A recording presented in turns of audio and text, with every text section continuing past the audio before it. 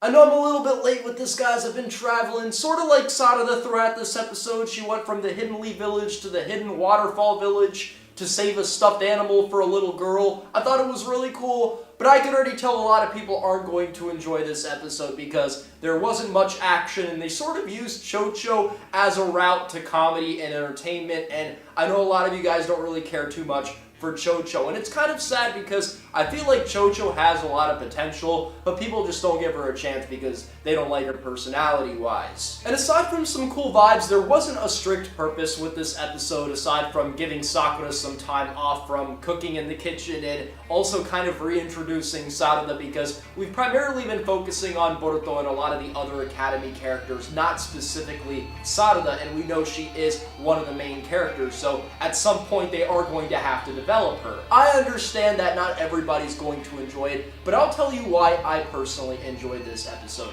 Not that there was a specific purpose, not even behind Sakura's vacation. So you've got Ino there taking her to that location, basically where she's like implying that that's where her and Sasuke fell in love, and that's not even true. That was actually Naruto who used a transformation jutsu. The real Sasuke was the one who basically said like, you're annoying bitch, like get out of here or whatever. So I thought this episode was cool because it shows why Sarada has the personality that she has. So we never really got to learn why Sakura has her personality type.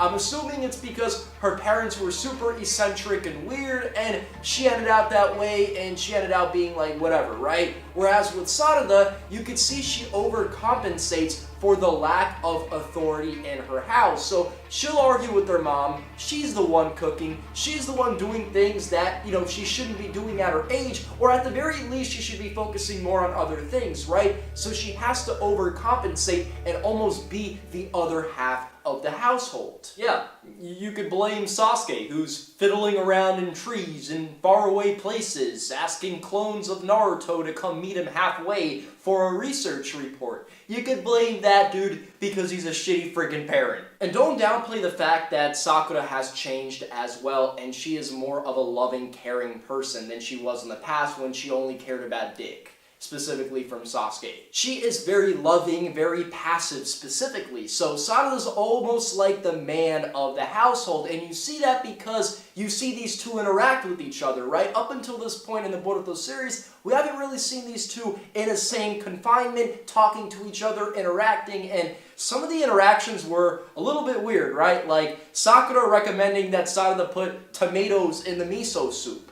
Now, I love miso soup. I love Japanese food. Anytime I go to a Japanese restaurant, I get miso soup. If I found some fucking tomatoes in my miso soup, I'd take it, spill it all over the floor, and probably whip my dick out and start pissing on the table. Because here's the thing, guys. My stomach is very easily angered, alright? And I've never had no tomatoes in my miso soup. So I could just imagine me having like stomach pains for 2 hours because of this new experiment. Now, maybe miso soup is actually made with tomatoes in Japan, or maybe there are specific types of miso soups that are made that way, alright? I don't want no tomatoes in my miso soup. This is just the beginning of Sarada's fascination with the lack of her father, and as we delve into the next few weeks' episodes, it's going to grow more and more and more. Sakura's going to say a few things, accidentally, not intentionally, that's going to get a lot of the fan base to believe that Sakura ain't the real mom. Yes, that indeed Sarada has another mother,